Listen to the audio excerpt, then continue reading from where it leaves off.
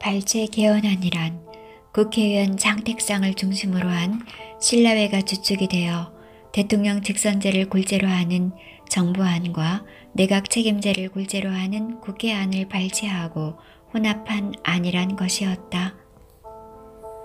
50년 5월 30일 제2대 국회의원 선거에서 무소속 의원이 60% 이상 당선되었다.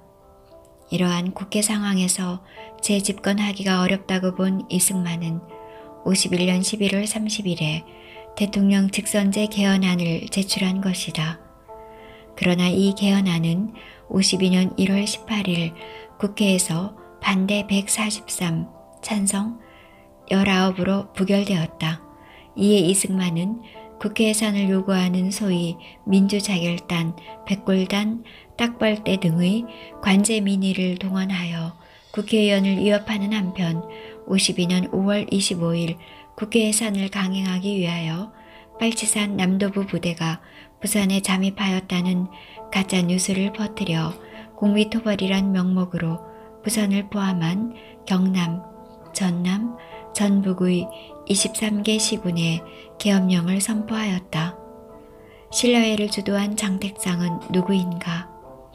원래 대한광복단 박산진 의사가 장택상의 아버지 장승원을 사살하고 조국 광복에 협조하지 않은 돼지인을 처단한다라는 포고문을 그의 담벼락에 때려붙인다. 그리하여 항일 독립투사라면 뼛속까지 증오심이 밴 장택상은 어린 초등학교부터 대학교까지 모두 일본에서 학교를 다녔기 때문에 그는 차라리 일본인 그 자체였다. 그런 까닭에 하지 중장은 그를 수도 경찰청장에 임명하였던 것이다. 당시 경무부 고문으로 경찰을 지도한 매글린 대령이 오히려 장택상에게 항의할 지경이었다. 민주경찰이 국민의 생명을 파리 목숨처럼 여기니 이럴 수가 있습니까? 나는 국민의 생명을 파리 목숨으로 여긴 적 없어요. 빨갱이들의 목숨을 벌레만큼이나 경시합니다. 일본에서 한국에 건너온 시카고 선타임 신문기자 마크 게인의 눈에 비친 한국 국립경찰의 모습은 깡패 집단 바로 그것이었다. 경찰이 조선노동조합 전국평의원 간부들을 무자비하게 다루는 것을 두 눈으로 지켜본 마크 게인은 장택상에게 항의하였지만 그는 그런 일 없다고 시치미를 떼었다. 그런데 바로 그 시간에 폭력을 가한 장택상의 청년 당원들이 경찰서 안에 옹기종기 모여 앉아 일본 민속놀이인 화투로 노름을 하고 있었다. 한바탕 피바람이 불고 지나간 경상도에서는 경찰이 사람을 마구잡이로 잡아들이는 바람에 위치장마다 죄인이 넘쳐 흘렀다. 마크 게인이 서울 이북 지역으로 갈 때 동행한 한 미군 중령 엘빈이란 자는 한국 경찰에 관하여 다음과 같이 말해주었다. 그런 건 아무것도 아니에요. 어느 날 경찰들이 4만 원을 가진 한 사람을 붙잡아서 그에게 그 돈이 어디서 나느냐고 묻더군요. 그는 자기 재산을 다 팔아서 서울로 가는 길이라고 말했어요. 그러자 그들은 그의 무릎을 꿇리고 신문을 시작했어요. 대답하려고 입을 열기만 하면 사타구니를 걷어찼어요. 결국 그가 공산주의자임을 거짓 자백할 때까지 두들겨 패더라고요. 마크 게인이 부산에서 만난 또 다른 알버트라는 장교는 다음과 같은 말을 들려주었다. 얼마 전에 한국 경찰의 손이 부족하다고 해서 우리 부대가 경찰서를 지키기 위해 배치된 일이 있지요. 이틀을 경찰서에서 보냈는데 놀랄만한 일들을 목격했어요. 나는 경찰이 각이 날카로운 나무 몽둥이로 사람들이 정강이를 치는 것을 보았어요. 심지어 경찰들은 사람 손톱 밑에 뾰족한 대침을 때려 박는 짓도 했어요. 내가 기억할 수 없을 만큼 많은 사람들이 물고문을 받았어요. 그들은 한 사람의 입에다 고무 튜브로 계속 물을 퍼넣어 질식할 지경으로 만들더군요. 어떤 경찰은 쇠 몽둥이로 산 사람의 어깨를 갈기고 그를 쇠고리에 달아 거꾸로 매달아 놓더군요. 마크 게인은 시카고 선에 다음과 같은 기사를 실었다. 한국에서는 일제강점기의 경찰 8천여 명 가운데 5천여 명이 1946년 후반에도 미 군정경찰로 그대로 활동했으며 경찰 간부의 80% 이상은 일제경찰 출신이라고 한다. 이들은 과거의 악습을 버리지 못했다. 법을 지켜야 할 경찰이 불법을 저지르고 고문을 수사의 한 방법쯤으로 생각하는 것은 아직 움도 트지 않은 민주주의에 대한 심각한 위협이다. 하지만 미 군정은 이를 대수롭지 않게 받아들였다. 그런 공로로 장택상은 수도경찰청장에 임명되었는데 그는 스스로 자기의 사업에 대해 2대 강령을 정한다. 첫째, 경찰의 물리력을 이용해 이승만을 대통령으로 추대한다. 둘째, 친일 경찰관을 중용해 수족처럼 부리고 소위 독립투사들을 완전 말살한다였다. 장택상은 대한민국 정부가 수립되자 과연 이승만 대통령 만들기의 공로를 인정받아 초대 외무부 장관이 되고 52년에는 언감생신 국무총리가 된다. 내각 책임제 추진파이며 강력한 반-이승만파 무소속 서민호 의원 같은 사람은 항상 신변의 위협을 느끼고 권총을 소지하고 다니지 않으면 안 되었다.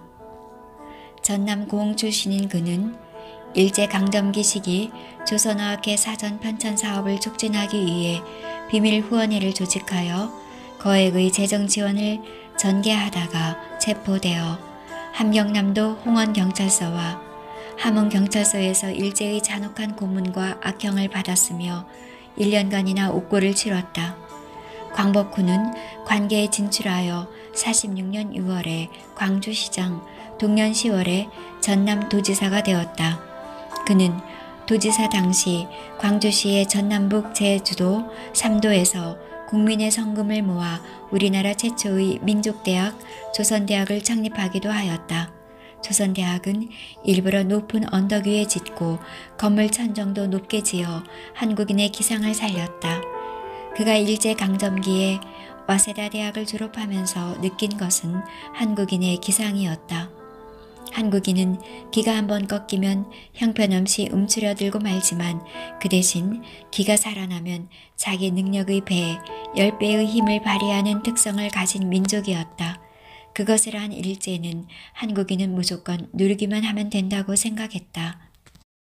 서민호는 50년에는 2대 민의원 의원에 당선되어 정계에 진출한다. 52년 국회 내무위원장으로 지방시찰 중 전남 순천에서 자기를 죽이려 권총을 발사한 서창선이란 육군 대위를 후신용 권총으로 사살한다. 5월 12일 국회에서는 서민호 씨의 정당 방위라고 석방 결의를 하였음에도 불구하고 이승만 정권은 8년의 실형을 때려 가둬버린다.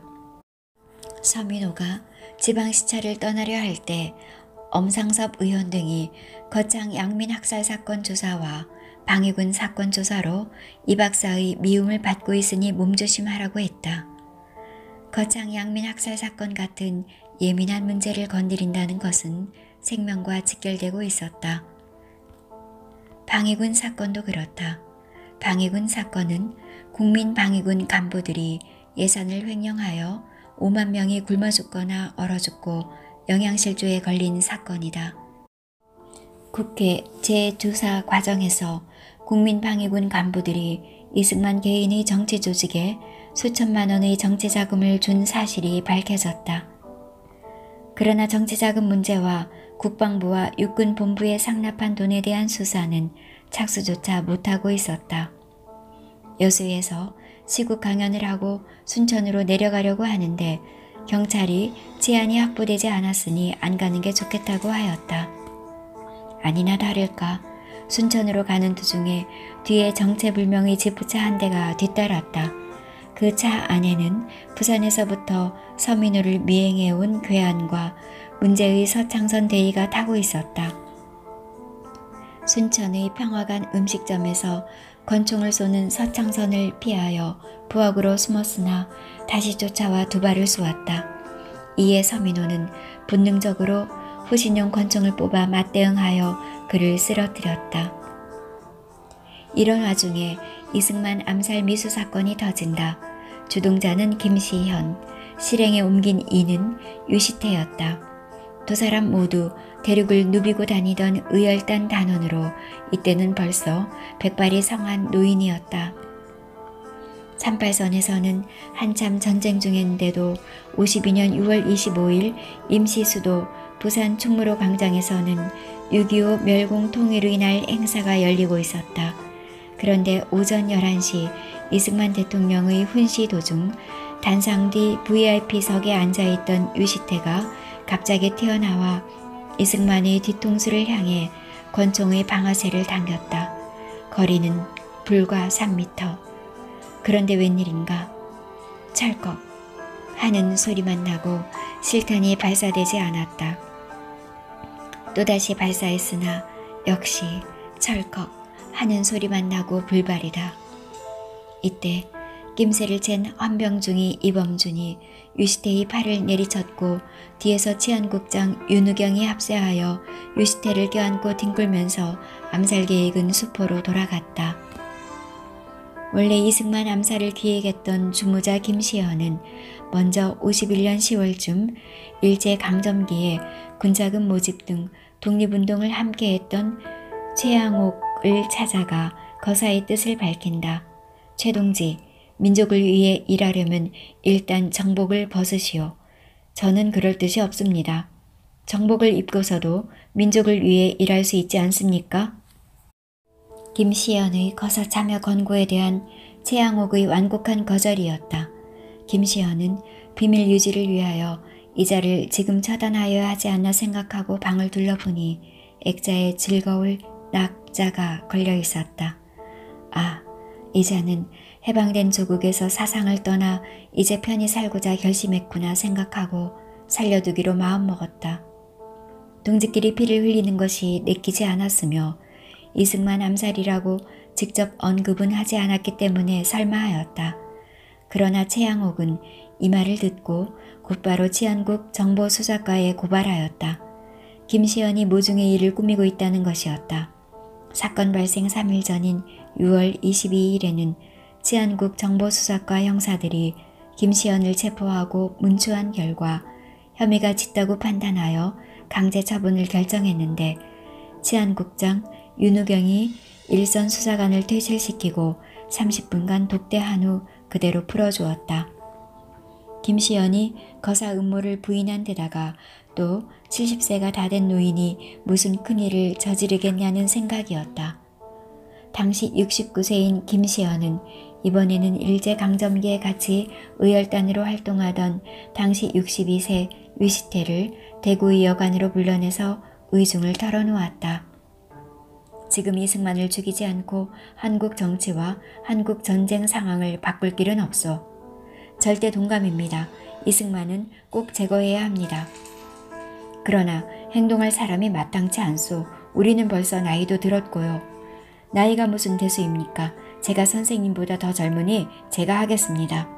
정말요? 그렇게만 해준다면 더 이상 좋을 수가 없지요. 김시현은 당시 경찰관인 정용현으로부터 권총 한 자루를 구입하여 유시태에게 건네주었고 유시태는 김시현과 함께 권총 시험 발사를 하기로 하였다. 두 사람은 기차를 타고 가서 제천에서 내렸다. 제천이 어느 찰길가 깊은 숲속으로 들어갔다. 기차가 지나가는 시간을 이용하여 사격 연습을 하기로 작정하고 기차가 오기를 기다렸다. 그래야 총소리가 기차 소리와 섞여 남들이 잘 알아차리지 못하기 때문이었다. 드디어 기차가 오는 소리가 들렸다. 20보쯤 떨어진 작은 바위 위에 조그만 돌멩이 3개를 올려놓고 기차가 가까이 오기를 기다렸다. 기차가 가장 가까이 왔을 때 유시태는 돌멩이를 향하여 방아쇠를 당겼다. 첫발에 여지없이 명중하여 돌멩이가 가루가 되어 튀어오른다. 다음 돌도 그 다음 돌도 명중되어 먼지를 일으키며 튀어나간다. 시험 발사한 8발이 거의 전부 명중 수준이었다. 됐어요, 유동지. 사격술은 여전하시군요. 선생님, 이만하면 되겠습니까? 충분합니다. 성공을 빕니다. 지금 한국의 운명이 우리 두 사람의 어깨에 달렸어. 꼭 성공하겠습니다. 멋진 한국을 한번 건설해 봅시다. 나는 육본 앞에서 나의 비밀 조직인 군순의 두 사람과 함께 성공 여부를 확인할 것이요. 성공 소식과 동시에 육본과 청와대를 점령하고 계엄령을 선포할 것이요. 하늘은 우리를 도울 것입니다. 유시태는 3일 독립운동이 일어나자 당진 예산에서 시위에 참가한 뒤 중국으로 건너가 1921년 의열단에 가입해 군자금 조달을 책임맡았다. 1920년대 초 국내에 돌아와 제2차 국내 암살 폭파 활동을 계획하면서 필요한 자금을 조달했다. 당시 유시태는 의열단원 권정필, 유병아, 남영득 등과 함께 서울 내자동의 부호 이인이 집을 찾아가 권총으로 위협하면서 군자금 8,000원을 요구하였다. 유시태는 결국 이인의 밀고로 경찰에 잡혀가 7년형을 선고받았다. 주모자 김시연은 일본 메이지대 법학부를 졸업한 지식인이면서 일제강점기를 통틀어 6차례나 체포되고 15년간이나 감옥살이를 한 경력을 가진 전형적인 의열 단원이었다. 특히 1923년 대량의 폭약을 국내로 반입하려다가 체포되어 10년형을 선고받기도 하였다. 1929년 대구 형무소를 출감한 김시연은 곧바로 독립군들의 활동 무대인 지린으로 떠났다. 건강을 챙겨야 한다는 가족들의 간청에도 불구하고 나의 선생은 독립운동뿐이다 고 9년이 길을 떠난다. 그 후에도 김시연은 의열단이 추진하던 군사간부학교 설립에 참여하고 국내 청년들을 모집하는 학생 총무관으로 활약한다. 김시연은 그때 북경에서 일본 경찰의 보호를 받고 있던 일본 밀정 한삭병을 찾아가 기어코 차단하고 만다. 이 사건으로 징역 5년을 선고받는다. 39년 석방된 김시연은 중국과 국내를 오가며 독립군자금 조달과 동지규합에 나서다 체포와 석방을 거듭한다. 해방 후에는 좌우합작으로 통일국가를 수립해야 한다는 일념으로 좌우합작 운동을 벌였고 남북 총선거를 통해 통일국가를 수립해야 한다는 김규식의 민족자주연맹 간부로 활약한다. 그러나 남한만의 단독정부가 수립되자 동탄하며 이승만 반대파인 민국당에 입당하고 50년 5월 선거에서 국회의원에 당선된다. 그러나 불과 한 달 후 유교 사변이 발발하고 만다. 의지태는 거사 당일 민국당 국회의원 김시연 의원의 양복을 빌려 입고 김 의원이 신분증을 소지한 채 권총을 수건에 싸서 모자 속에 넣고 행사장 VIP석에 앉았다. 유시태와 김시연은 같은 경북 안동 출신이며 일제강점기 때 전적으로 일본인과 일본 관광소를 공격하던 한 줄기 조선의 빛이었다.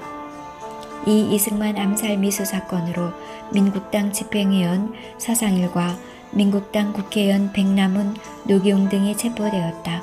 또 김시연이 거사 모의를 위하여 최초로 접촉했던 최양옥과 저격을 모의한 장소를 제공한 약방주인 김성규, 권총을 김시연에게 판매한 정용환 등 모두 13명에 체포되었다.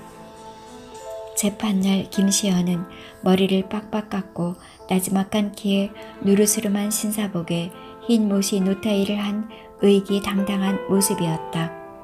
그는 전혀 노인답지 않게 정정한 기력을 엿보이며 떳떳하고 배포 있게 응수하였다.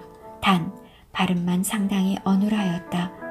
전에 그는 일경에 체포되어 자백을 하지 않기 위해 혀를 깨물었기 때문에 그 후유증으로 그런 말씨를 갖게 된 것이다. 국회의원 안동 갑구 유세 때는 그의 부인 권혜라 씨가 대신 연설하기로 유명하였다. 대통령은 하하 할복 자살하기 전에는 하하 한국인의 원한을 푹푹 풀지 못할 것이다. 이 이승만 없었으면 우리나라는 통일된 조국에서 행복을 구가하며 살아갈 수 있었을 것이다. 이 이승만이야말로 나라를 팔아먹은 이완용과 무어가 다 다르단 말인가. 이 이승만은 미제에 나라를 팔아먹은 매국노 아닌가. 말은 어눌하여 답답하였으나 모두 그 내용을 알아들을 수 있었다. 참으로 서슬퍼런 대안의 자랑스러운 의열단원이었다. 아, 저런 사람들이 세운 나라가 되었으면 오죽이나 좋았을까. 유시태 역시 이승만은 북한의 도발이 예상되었는데도 전혀 준비하지 않았고 전쟁이 발발하자 혼자 살겠다고 도망쳤으며 끝내 사과 한마디 하지 않았다는 것과 국민방위군 사건과 거창 양민학살 사건 등으로 수많은 사람이 억울하게 죽었다는 사실 등을 조목조목 열거하며 서슬퍼렇고 우렁차게 응수하였다. 두 사람은 53년 12월 사형 선고를 받았으나 이듬해 무기징역으로 감형되어服중 60년 4.19 혁명으로 과도정부 국사범 제1호로 출소하였다. 추록하며 유시태는 하늘을 보고 한탄하였다. 아, 그때 왜 총탄이 나가지 않았던고. 그때 발사만 되었다면 저 많은 젊은 학생들이 희생되지 않아도 되었을 것을. 유시태가 고개를 들어 하늘을 보았을 때 한 줄기 기러기떼가 푸른 하늘을 가로질러 북쪽 하늘로 유유히 날아가고 있었다.